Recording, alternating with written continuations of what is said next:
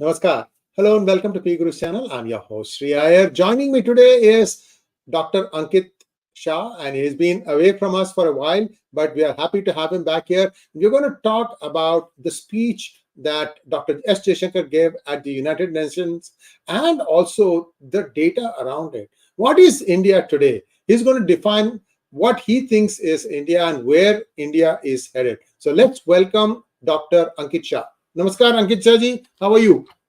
Namaste, Shri. Pleasure to be here back. My pleasure, sir. And all our viewers have been waiting for you. In fact, I've got a lot of requests. What happened to Dr. Ankit Shah? What is his view on the de-dollarization? Because we have not had you on our channel post the BRICS convention. So everybody was curious. So I'm going to, yield the floor to you. You can start anywhere in time because a lot of things have happened. Geopolitically, things are going at a very frenetic pace. And you can take us back and then start from wherever you'd like to, so that we then come back to today and then see where things lie in front of us. Go over to you, sir. All Yeah. yours. So let's begin from the point where December 2022, which I believe was the deadline for India to be taken into the United Nations Security Council, because that was what the deadline we had in our mind, that we will be given that representation. Uh, Starting from there, I mean, I'd already predicted that time that if these reforms do not happen seriously, then what is going to happen is that India will start building the alternate possibilities which are there. So from there, we immediately saw how we hosted the Global South Summit immediately after that. And then from there, the momentum began on how to get the African continent representation in G20 as well as BRICS. So you saw how India got both the Western collective and the Russia-China sphere to get the African representation inside both the sides. And we successfully proved that happening. So now there is a functionality, Shri, where Delhi is going to be the decision-making hub for the global south. And once something is decided in Delhi as a global south head, that goes into BRICS Plus and that goes into G20 automatically, which is why the representation of the South African continent was so important on both the sides.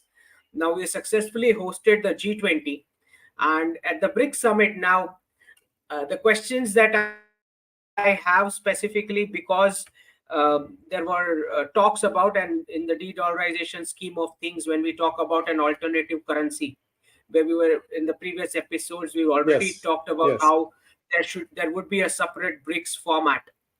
Now understand one thing, BRICS, uh, in the US dollar as a single country reserve currency format, the other element is the US Treasury, and the cycles of US Treasury and the US dollar, those define the quantitative easing and the quantitative tightening within the US economy.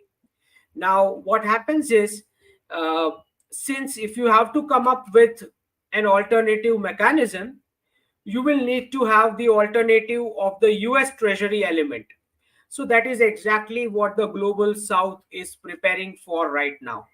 So in the August, before the BRICS summit began, we saw how the South African bond was issued and it was oversubscribed 2 times. This October, we have the Indian rupee bond, which is coming up. And then we already saw news from JP Morgan, where we are going to be listed in that emerging market bond, where it's entirely is going to be a setup of how to take the wealth from the west to the east in that format. So when you see all of these bonds ready of each of the bigger economies, that is the point in time it makes sense to launch something of a BRICS format kind of a thing, because you have to first prepare the treasury alternative. So this is where exactly where it is heading. So I would not be surprised you'll have a ruble bond and then a yuan bond already. So those kind of things. So once that entire stuff would be ready, BRICS can then negotiate about something of a currency or a, and the BRICS statement already covers those things. It clearly talks about a new payment system.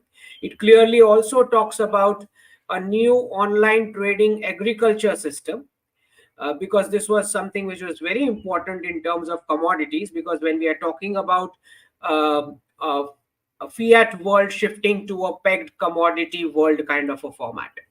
So both of those are in the works. We've already seen news about IPRs, where uh, we are working on how we can have the capacity to issue 1 lakh plus patents per year. So on that front as well, the things are moving fast. In terms of education revamp as well, the regional languages are coming back. And with the kind of NVIDIA deal that we are seeing with Tata and Reliance, I see that as a beginning of the end of the English language as the operational language for the world. The NVIDIA deal with Tata and Reliance, I see that as the end of the English language as the operational language in the world. Because the argument that we get is that English is the operational language, which is exactly why the entire focus of the education format lied over there. Now the French talk in the French, the Japanese talk in Japanese, right? So this entire wave of de-dollarization along with decolonization moving forward, where each of these regions are looking back to their ancient backgrounds. Now I was not surprised when this, because I had predicted this, that India and Israel will meet in Saudi Arabia. Now, when I said those words, that India and Israel will meet in Saudi Arabia, and I elaborated in my book as well on geopolitics, that there's only two things in this world. One is Jammu, and second is Jerusalem. So the Jammu belt gave two dharmas on Indus and two dharmas on Ganga. The Jerusalem belt gave two religions. uh, and what happened in Saudi Arabia was a mix of Abrahamic concepts with the desert practices. Now, for any kind of a theology to survive, it needs, this is something my understanding, it needs basically two different coming up from the point of origin. And if that is not the case, it's difficult for that particular theology to survive. So, which is exactly why I had predicted that India and Israel will meet in Saudi Arabia. So, you shouldn't be surprised when I gave that prediction that Saudi Arabia will be a Jewish majority, Iran will be a Christian majority, and UAE will be the first Hindu country in the world. So, this is a prediction I gave about 1.5 to 2 years back. So when we see this corridor which is happening in this de-dollarization, decolonization process, it starts from the Mumbai port, goes to the UAE ports. That entire transit mechanism then passes through Saudi Arabia, from there to the Haifa port in Israel, and from there Haifa port it goes to the Greece ports and then connects to Europe. So what we are looking at in the long term is, because I've seen a lot many questions coming on, people saying that hey, why do you need to go through Saudi Arabia? I mean, you can directly use the Suez Canal. That's the easiest one and the cheapest one.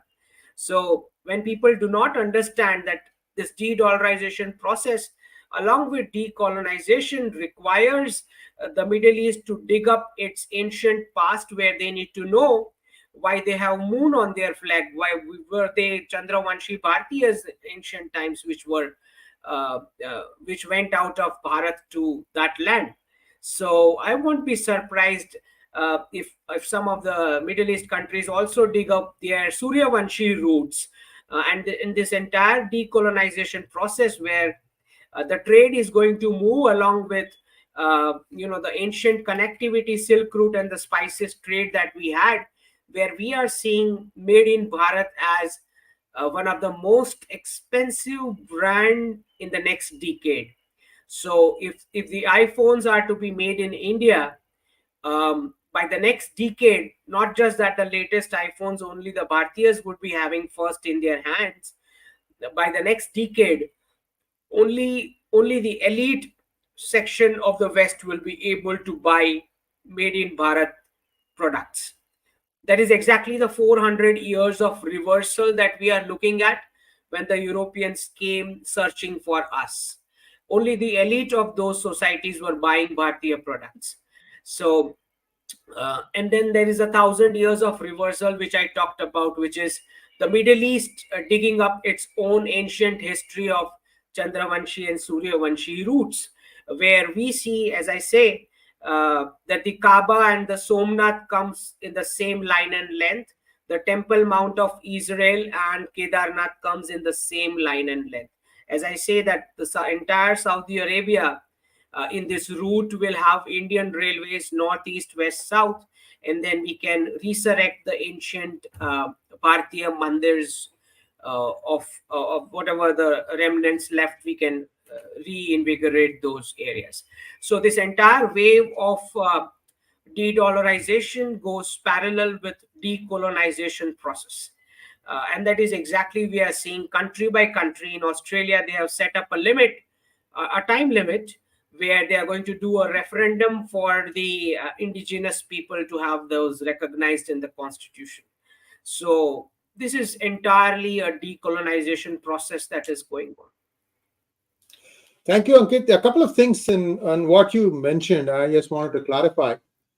Why UAE alone Hindu? Because, like you said, the Kaaba mosque is in Saudi Arabia. Why not Saudi Arabia? Well, uh, there are two things here, Shri. I mean, how much ancient past that we want to go. So one of the thing is that the Saudi Arabian desert practices, they were, as I said, a mix of Abrahamic practices with the desert requirements, right? So that is how that entire religious doctrine was formed. So they are going to go only that back. So they see themselves as, and I won't be surprised if that new area, Neom, becomes something like a greater Israel concept. If you see Netanyahu's speech in the United Nations, you will find he showed two maps.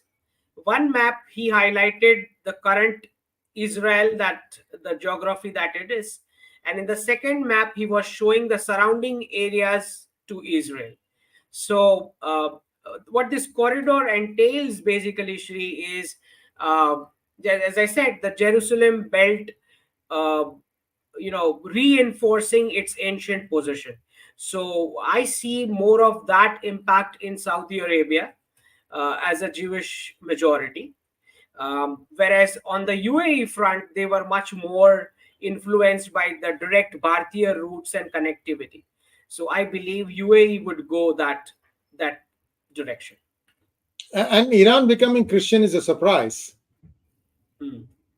So the thing is that whenever you see the Iranian history, the memories which the people have, unfortunately, they connect modernity with the Christianity of the Shah regime which they had, right?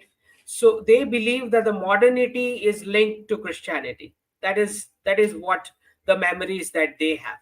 Now obviously there are some moments in terms of Zoroastrianism as well, but the problem, Shri, is that uh, Bharat has not been, or probably not focused enough to link the cultural roots of Saurashtra with that Zoroastrianism, because they have a connectivity over there, whether you talk about the Navroz and the Navratri commonality, whether you talk about the Zebu cows, which are obviously the animals don't know where the borders lie.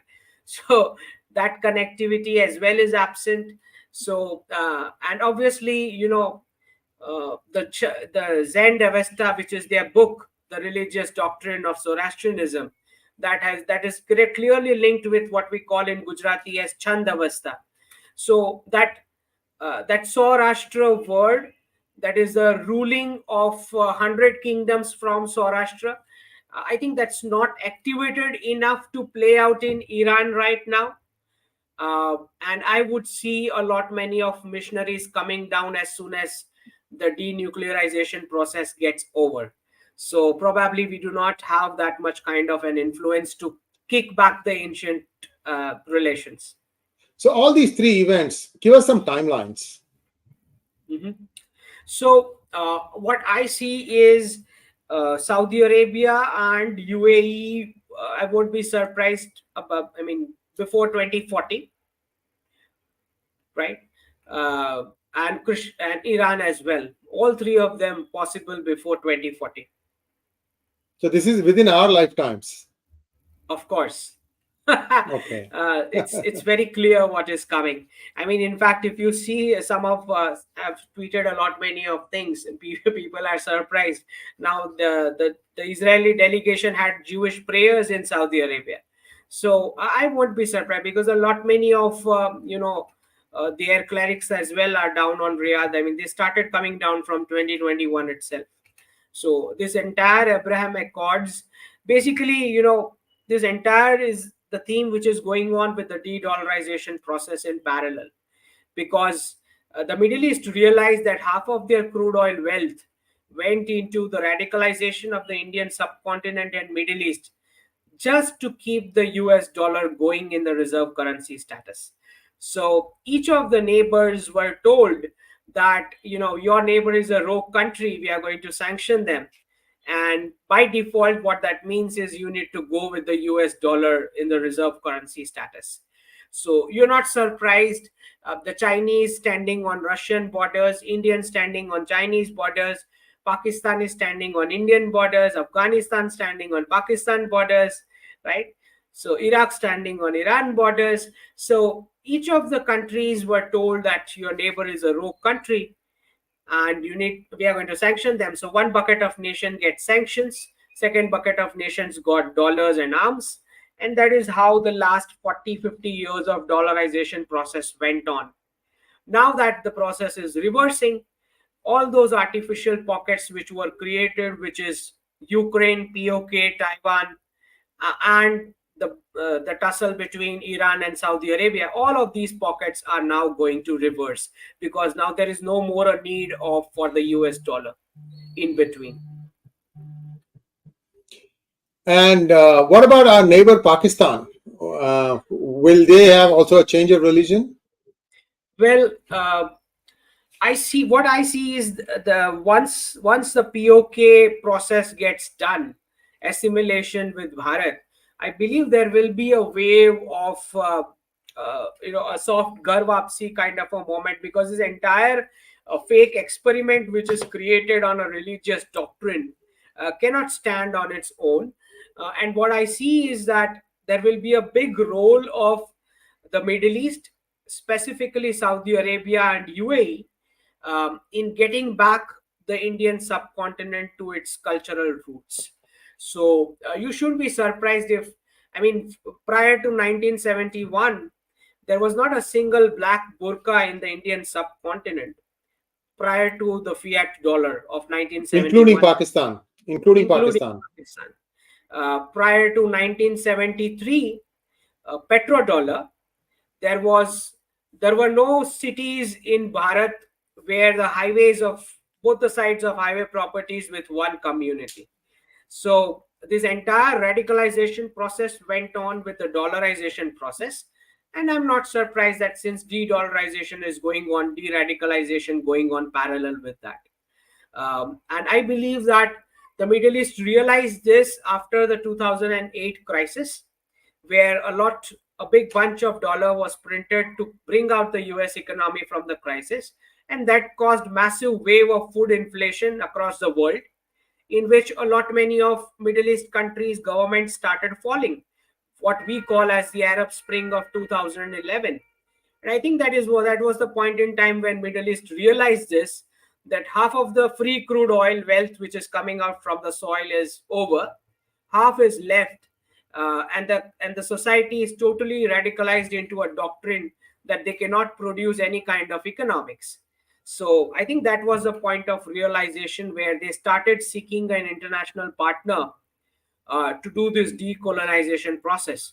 And they locked in on Bharat as soon as we got the prime minister in 2014. They saw that as an opportunity, and they clearly decided that yoga, Ayurveda, and mandirs will be the process to de-radicalize the Middle East. So, and I'm not going to be surprised, Shri, even if the entire Southeast Asia in this decade start building mandirs on their own, by their own funding, because ultimately the understanding is that It is only the Mandir economy towns which survive till eternity because of the economic cycles of life cycle preservation on the Sanatan economics model that it is based on. Nothing happens to Kashi, nothing happens to Tirupati, nothing happens to Ayodhya, right? Because these are Mandir towns. The entire economic cycle of tithis and festivals move with the Mandir activities, which is why those towns are survived till eternity in a healthy economic format, which is not the case with any of the Adam Smith capitalist society or a Karl Marx communist town, right? Because those are all planned with one life consumption model. So we see this how there's a scripted collapse going on for California, Chicago, and New York. Those three are first on the list. So one is the tech capital, other is the finance capital, and that's the same case with all the tech and finance capitals in the entire Western world, be it Toronto, be it Canberra, be it Paris, be it London, be it Berlin.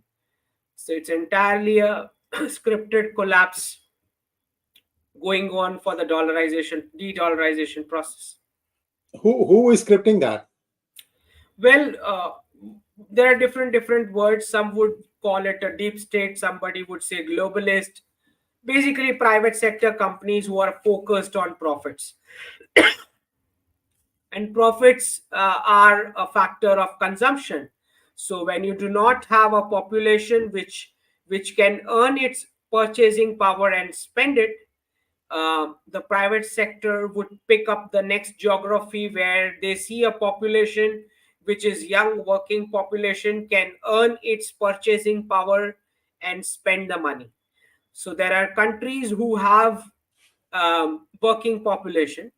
There are countries who have spending capacity. There are countries who have consumption capacities.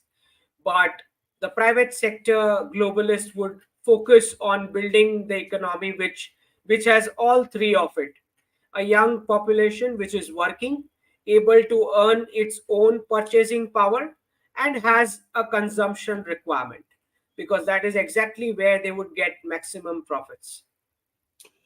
Before we go to the questions from our audience, and there are quite a few, I would just ask you one last question. Who was the message directed at? Perform or else? Reform or else, sorry. Reform or So, else. Shri, this entire episode is very hilarious because what was happening, it started from G20 and had predicted at the very next day that all this is going to happen. So, what exactly happened was where they are seeing Bharat as we all see as the next power that is being built. Now, the problem here is that in a multipolar world, when we move from a unipolar to a multipolar world, what happens is that each of the regional powers are going to exercise their sphere of influence. Now, the problem is that there were three important elements with which the US government functions so nicely. One is UK as a partner, second is Canada, and third is Australia. So, what we saw is that India concluded a free trade agreement with Australia.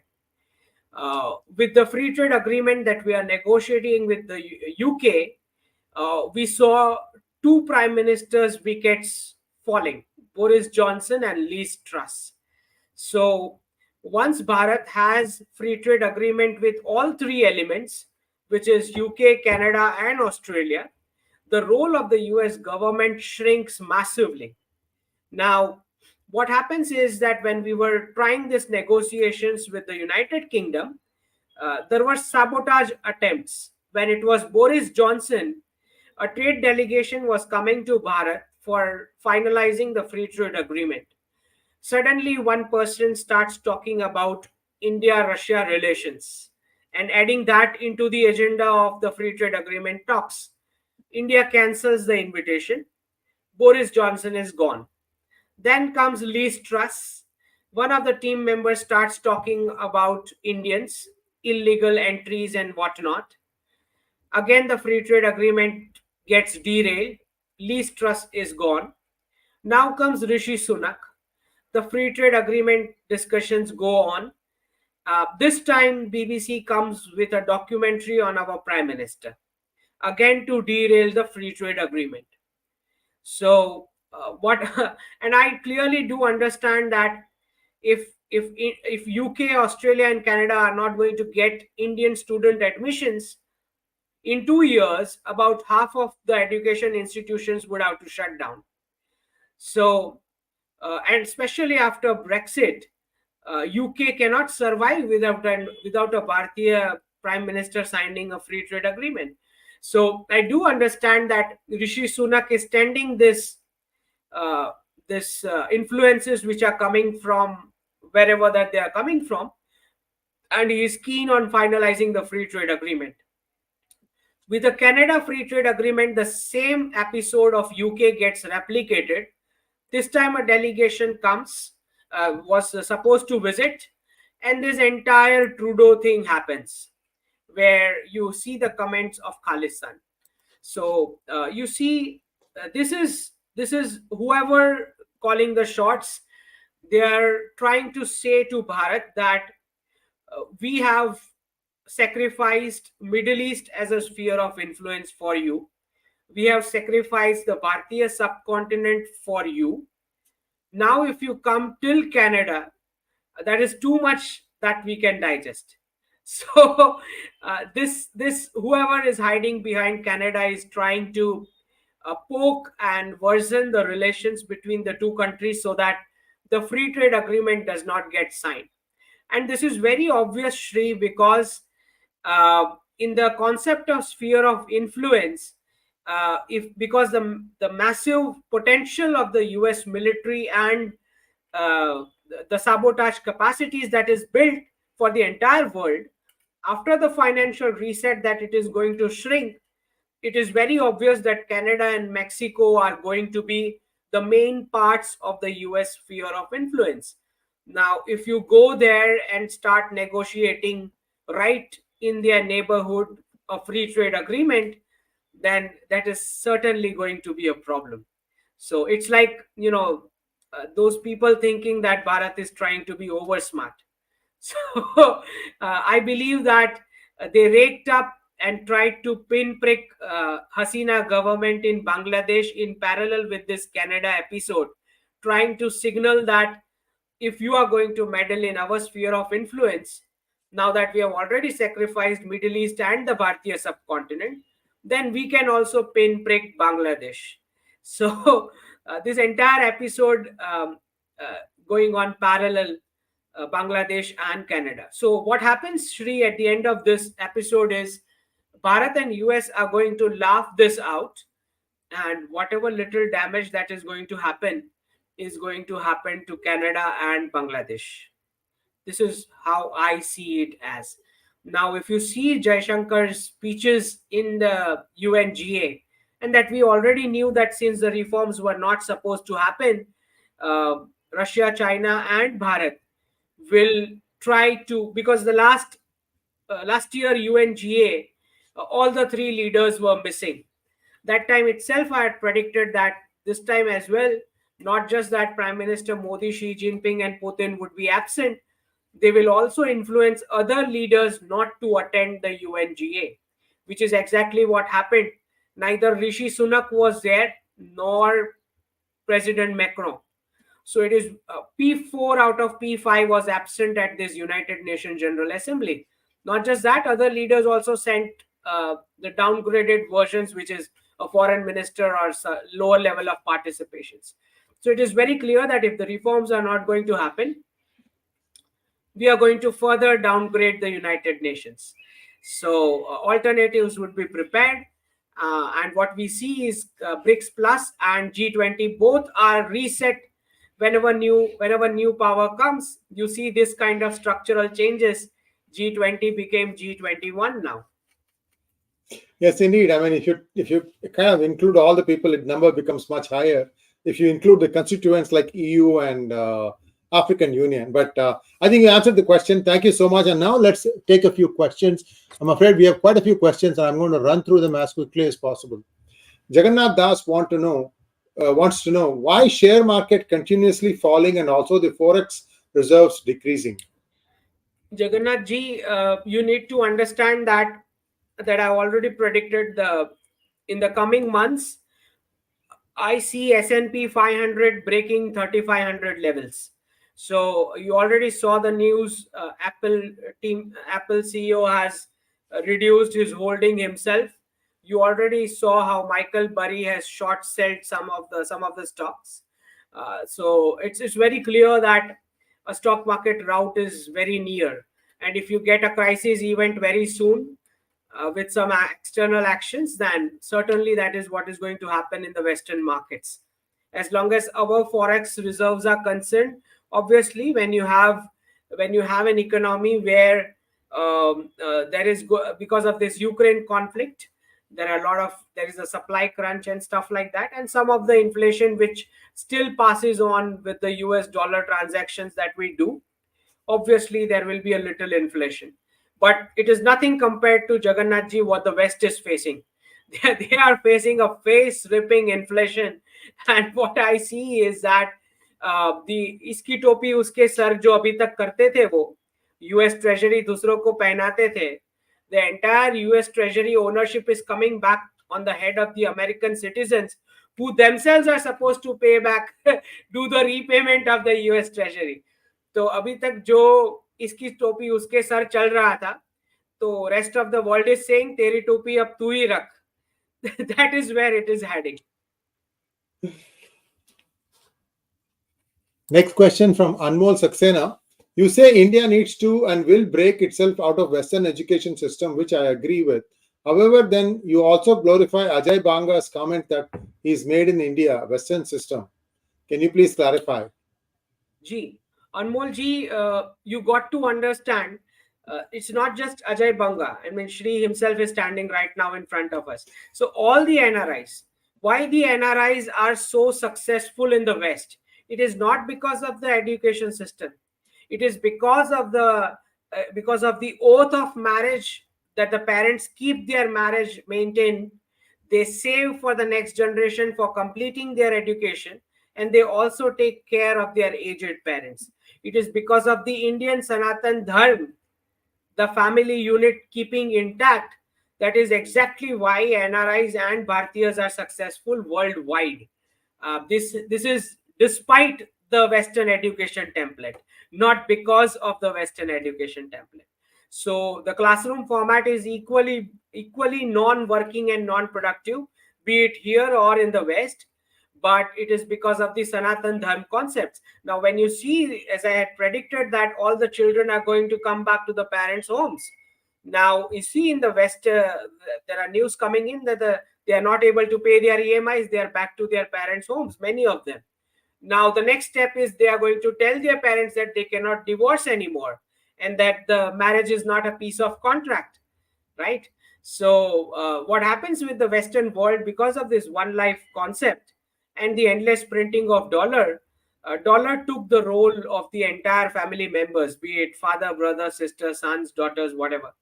Now, with the endless printing currency ending in the last cycle of this single country reserve currency format of the last 400 years, not just that the education sector will start collapsing because the job numbers will not be able to justify this 15 years of Western classroom template. But that is the last one. First is IT sector, then there is banking, then there is investing and consulting sector collapsing, and the final question then comes to the education format. So education sector will be last to be questioned. Anyways, coming back to this. So in the Western societies, by the time the child comes for education, 2 3 parents have already changed because of the hyper individualism and the consumption lifestyle, possible because of the single country reserve currency format. That entire cycle is now ending. So I believe that, Anmolji, the Western world will have to read the Sanatan wisdom after the financial reset. Thank you so much. Next question from Sundar N. I'm hearing that property prices in Gift City are already overvalued. Will there be a near-term crash? No, Sundarji, the Gift City is not going to crash at all. It is only going to boom. And the reason for that is New York, California, Toronto, Paris, London, all the financial and tech capitals diluting, and only one thing is being built. So this cannot go down. And what is the approximate square foot price? Well, in terms of residentials, things start from 1.5 crore onwards for a 2 to 3 BHK, and it is upwardly revising every third week, specifically because now you have the Middle East sovereign funds coming in, because for them these amounts are peanuts. Of course, of So course. Yeah. this is just, it's coming to 9,000 to 10,000 this thing per square Hmm. feet. And in Wow. terms of commercial as well, uh, uh, but they have, right now they have a criteria, only specific businesses can come for the commercial ones. But I believe once it becomes three times the area, it is it as I predicted, it could be a possibility of being declared a union territory, because you'll have to give that alcohol and after work lifestyle, because Gujarat is a non alcohol state. It's a prohibition state. Yeah. Thank you. Next question from Kamal Raj Nagar. Please tell us what career path is good for students who are in middle school as they need to decide on the subjects, and when will the new education policy be implemented in all the schools across India? Hmm. So Kamal Raji, the new NEP, uh, in terms of trickling down to the school level, it's going to take some time, because this is a very big change where students can pick and choose from 100 plus subjects of variety that they have created. So by the end of this decade, I see the major revamp coming to the education sector, where they would not require this big campuses, because a lot of education will be almost negligible in terms of fees with digital education made possible. And probably students will have alternatives of 3 to 4 months of classroom model if they want as an option out of 12 months of education. So a lot of many of sports, arts, military exercises, and that kind of revamp, what I see as a usage of this massive real estate which is created. Next question from Manu Nambiar. Hello, Ankit. You mentioned that the USA will experience a 40% reduction in salaries to address inflation. However, how will they manage to afford imported goods without salary hike? Manu Nambiar ji, I have predicted 60% reduction, and I predicted in 2000 mid 2022 early, for 2025 after the financial reset, in terms of the purchasing power of the earnings that the United States has. Now, understand, once the export model is closed with the financial reset that happens in the exchange rates, what happens is, if made in USA product is to be consumed, to bring it to the consumption level, they will have to trim the entire economy, which is why 60% reduction in the salaries is what I predicted. Only when the remuneration is deducted and trimmed to this level, the products will become made in USA, products will become available at a consumable price point for the Americans. And I think the government has started making minor movements towards manufacturing, beginning manufacturing within US, Canada, and Mexico, because they know after the financial reset, it will not be any more possible to have the Chinese imports. Manu, thank you so much. Hello, Ankit. You mentioned that the USA will experience, oh, he's just same question. He just gave a donation. Thank you. And AK, thank you so much. Sir, capital trimming in the West, does that mean that their currency will lose value against Asian currencies, or will it be a loss in the value of assets? How the salary structure will be affected? Is there a connectivity issue? Yeah, it looks like, but I can hear you. Go ahead. Okay. So yes, both the thing is going to happen. The currency exchange rate is going to be trimmed. Not specific. You can say Asian currencies. You can say all those countries who are actually producing stuff and have the ability to export and consume. Against that, the Western currencies will dilute. Also, there will be a wipeout in terms of assets, 100%. There's no doubt about it. Let me see. I have quite a few still to go. I'm going to run through quickly. Rishikesh Haridas wants to know what is the future of cryptocurrency and its legalization. Private cryptocurrencies won't be allowed the legal tender of money usage. So the technology is great, you can have other use cases, but you will not be allowed as a legal tender of money usage of private cryptos. This I'm talking after the financial reset. During the crisis, it is very much possible that they will showcase Bitcoin as an alternative to physical gold, because they do not have enough quantities of physical gold when the trust is lost on the financial system, and there will be a rush for physical gold. So they will try to tell people that private cryptos are as good as digital gold. So they will make use of cryptocurrency until the reset happens. So till that time, there is a possibility that it will go up, but legal tender of money usage won't be allowed after the reset. Next question from Anirudh Patwardhan. You must be a member of Reserve Bank of India, also in Niti Aayog, advisor to the Finance Ministry of Bharat. Anirudh, nothing like that. I know. I mean, you don't need to be on a post to contribute something. So, as a citizen, as much as I can do.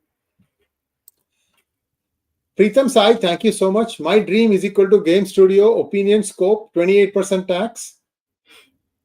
Well, Pritam ji, as many of these online startups or online this kind of activities will come, they will face massive taxation, as we have already seen. Because understand, all these are not a wealth generation activity, these are just wealth transfer activities. So this will not be entertained, because ultimately this results into young impressionable minds being converted as unproductive for the society in terms of generating wealth. So I think it will face this kind of taxation. Next question from Bharat Sharma. Thank you, Bharat. Namaskar. You have said gold is a good amidst de-dollarization. Why gold is falling right now? And for an average investor, what can he expect in 2-3 years' time? Shri, please add if you want. Hmm. Okay, so Bharatji, if you are clearly following all that I had written, whenever I had written about gold, understand when the crisis peaks, I had written that point as well. When the crisis, we are moving towards the crisis. When the crisis will be at peak, DXY will be at peak. Gold will fall for a short while during that period, and once the reset happens, the DXY will go down and gold will boom like crazy. Okay. The prediction which I had given in 2021 was by December 2023, the gold will be in the 63 to 75K range. Okay. I stand by that prediction. As long as the 2-3 year span for gold, what you are talking about, as I said, the next 2-3 years, we are going through the crisis period. So at the peak of crisis, DXY will be high. Dollar can go till 1995 in INR. At that time, the gold will be low. When the reset happens, DXY will come down, dollar to INR will come down, and gold will go up. Okay. Next question from Chop Gout 007. Hi Ankit, when you mention 60% pay cut, do you mean the dollar will devalue in purchasing power by 60%? So the numeric salary will remain the same, or you mean they will actually reduce salaries? Both of these will happen, not just the absolute numbers. The purchasing power of the dollar will also go down. Both of these will happen. The absolute pay scales numbers will also come down. So say somebody is earning 200K, that would come down 60%, right? So you can understand what it will be, along But there with will the be a purchasing power. Both things that will along with the purchasing power. Okay. that So will say, result. Sorry, go ahead. Go ahead. yeah, so say 200K comes down to 150K. Okay. That, along with the devalued purchasing power, will justify this 60% cut, which I have talked about. See, if salaries fall so much, the real estate in the United States will just crash. It is very clear, Shri, after the financial reset, it is like 180 nations pulling out of your valuations. Understand all the ally countries, Shri.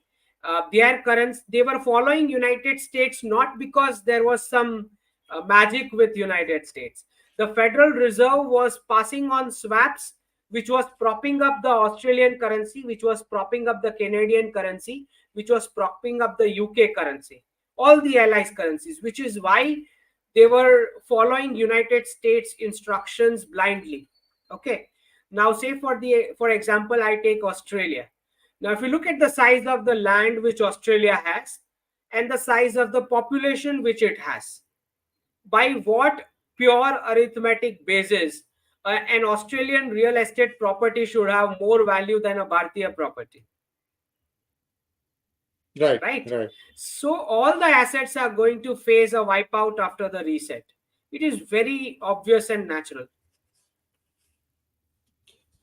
Next question from Shardul. Thank you, Shardul. Ankit sir, please regularly write articles too on effect of de-dollarization on emerging jobs in India and abroad, investments, AI impact, global economic reset, etc. In addition to these videos and tweets.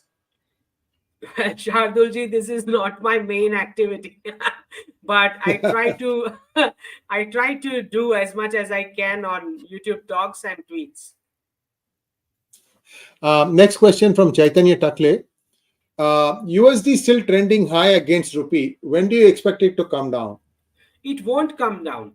Chaitanyaji, you got to understand that we are in the process of approaching the crisis in the West. And until the crisis reaches its peak, the dollar and DXY are all going to go up. So as I said, dollar will go up to 90-95 INR range. That is very much possible. And that will be a point in time when gold will be lower, buying time. Okay. So I don't expect it to come down. I expect it to come down uh, with the financial reset negotiations after the UK elections complete in January 2025. Thank you. And Stone, your question also has been answered. So let's go to the next one. Thank you so much, Rameshwar Prasad ji. Thank you so much, DJM.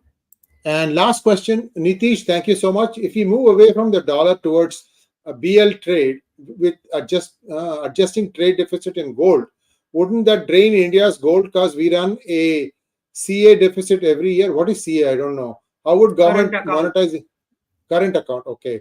How would the government monetize Indian people's 25,000 tons gold? Hmm. Nitish ji, you got to understand this entire de-dollarization process first. The shifting of trade from US dollar, we are going from a unipolar to a multipolar world. So a single currency, reserve currency format to a multi-currency international trade multipolar world format. Okay. So now whether or not this multi-currencies together make a basket or not, it doesn't matter. It is still de-dollarization. Okay. You got to understand whether they make a basket index or not, the trade is still shifting outside the US dollar to the multi currencies already. Okay. Now, the payments are shifting outside dollar. The invoicing is shifting outside dollar.